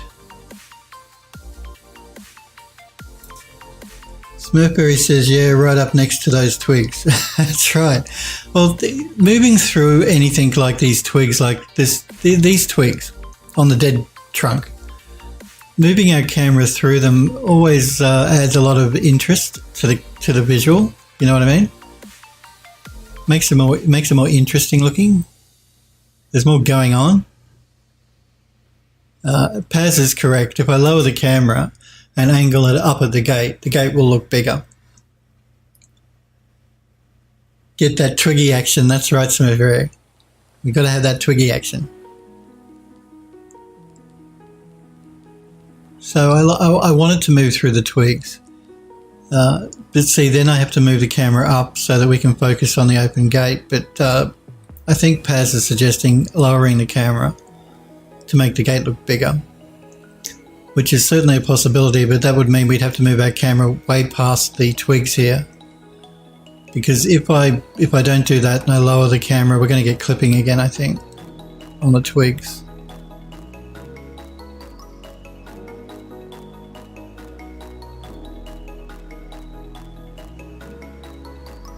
That's all right. I don't think we're getting... I was just worried we were getting some clipping in the lower right-hand corner of the twigs, but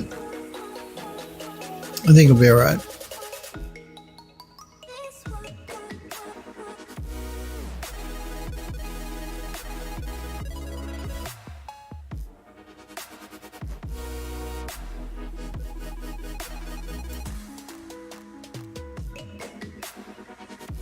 Roche. Sorry if I mispronounced your usernames, guys.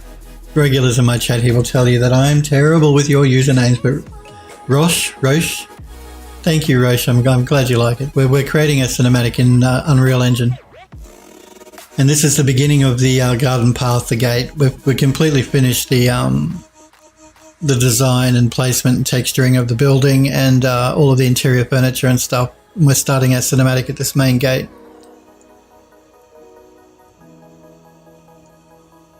So I'm just working out my second shot here as to how I want it to look.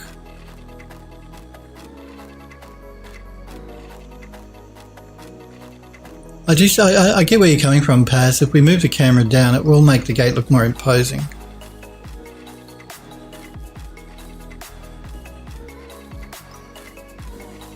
Instead of moving it up.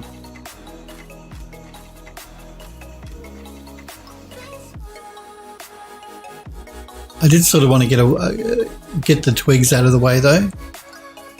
So that, like I said, we had a good shot on the actual half open gate.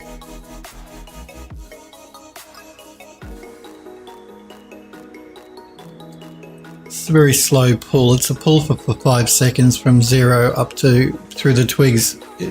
Up to here is 5 seconds, so that's a very slow camera close up.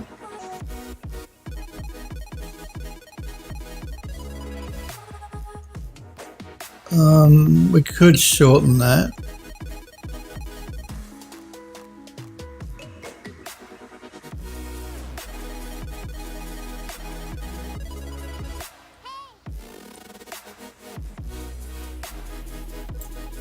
Let's just do a save all so we don't lose anything, and I can play this around with this a little bit. I actually don't like the angle here at the end of the camera pan.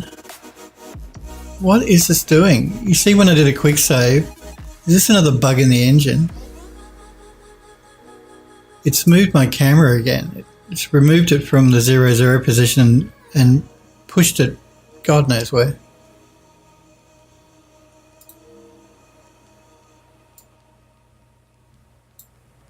What it's doing is it's unlinking my camera from the camera crane. Why it's doing that, I don't know. Alright, let's move it back.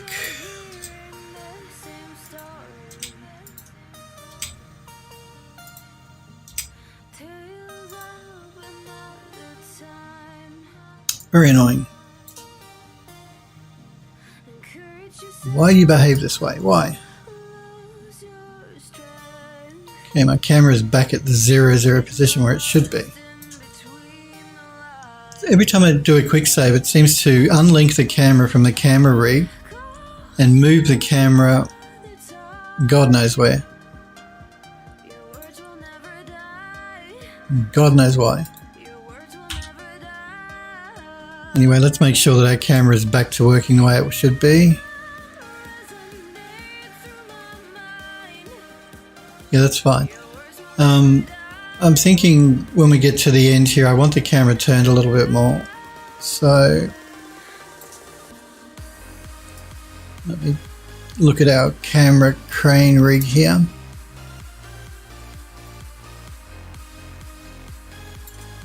So I want less of this showing, and I want to move the camera over a little bit, I think. So let's select the rig.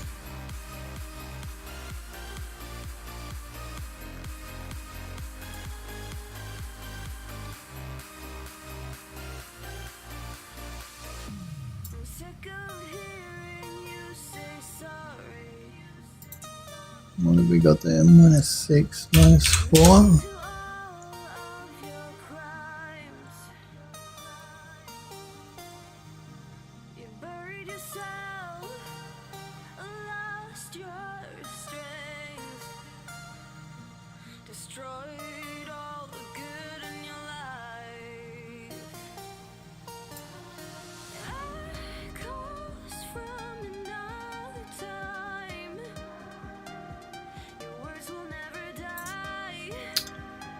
Yeah, let's go -4. Set a keyframe for you.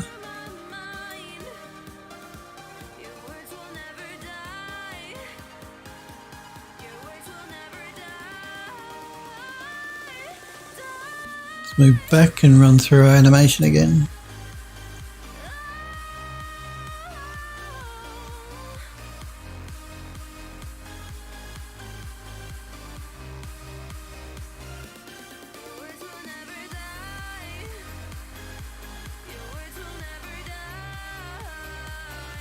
As the camera pulls up, it just pulls over a little bit. I'm just going to let this play through in the main viewport, in the camera viewport here.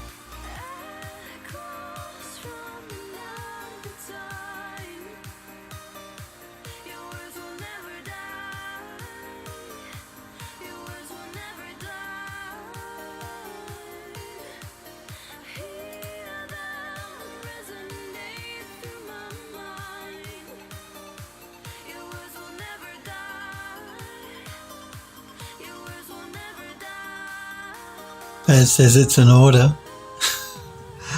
So cheeky. You're so cheeky, all you guys in chat.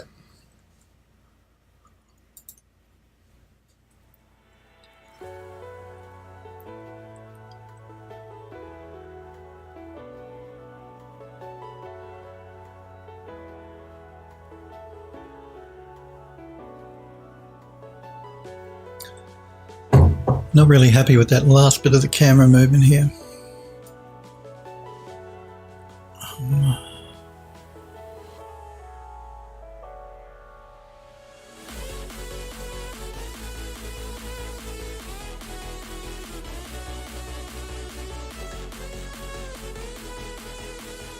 maybe when we get to here, just let me check. It's -4.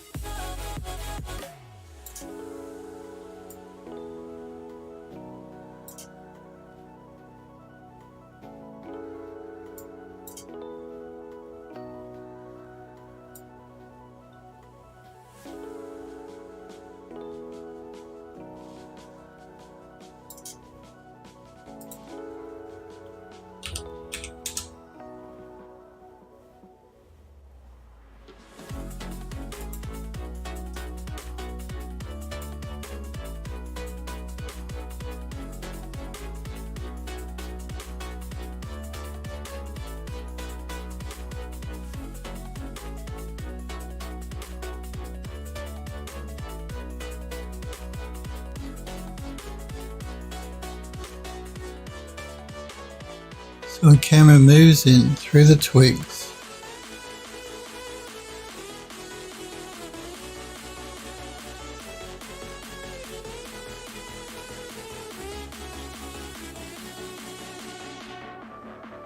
Then moves up. So we can focus in on the gate.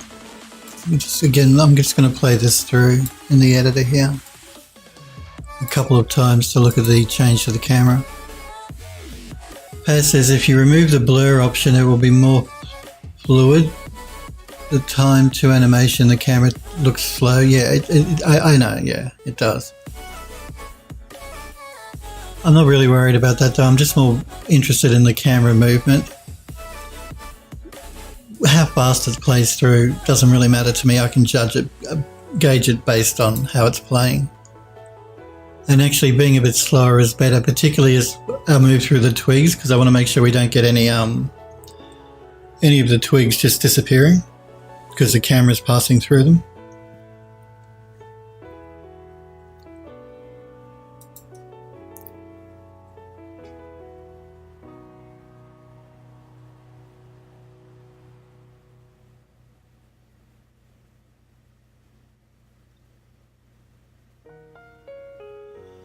Instead of the camera moving up here, I think it might be more interesting if the camera,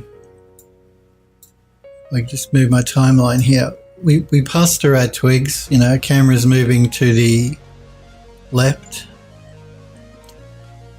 Pass through the twigs, pass through the twigs. Here I start to pull the camera up. I'm wondering whether instead of pulling the camera up, I should keep it moving to the left. I wonder if that could be good actually.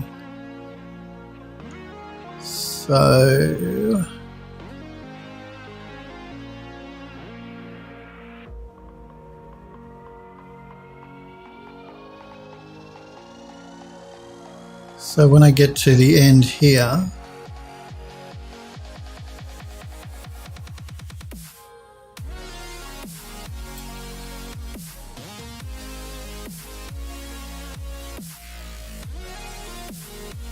what if we go -6?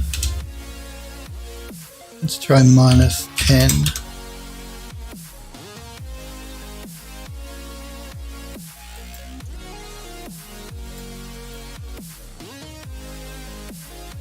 So we keep our camera moving all the time to the left. So we start back here, we pull in, we go through our twigs.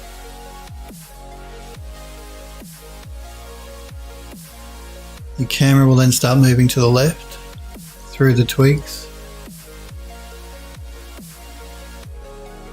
until we finish up about here. Again, I'm just going to play this through the timeline.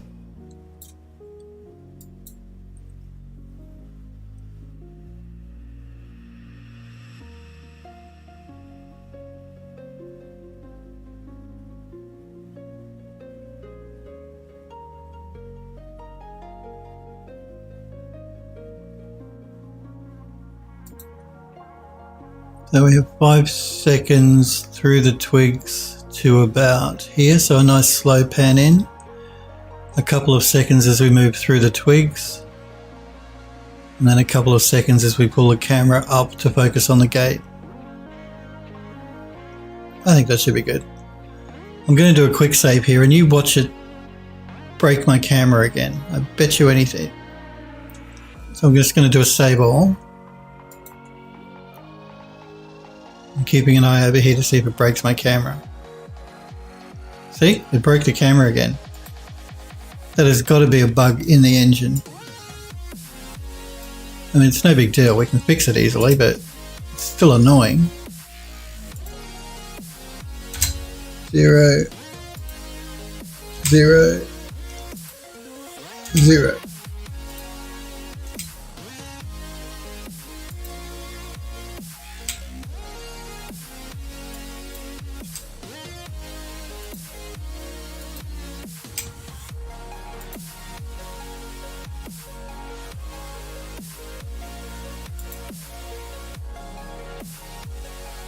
Yeah, I wonder if that's a bug that's in the engine that that Epic aren't aware of. Happens every time we do a quick save, or every time we do a save. Who knows? Well, we've got our first camera shot set up where the eagle flies in and flies over the gate. We've got our second camera shot set up where we move in with the camera through the twigs to focus on the half open gate. I think we might leave it there for today, guys, and I'll be back on again tomorrow and we can pick it up and work on our third camera shot, which will be once we're actually through the gate, I think.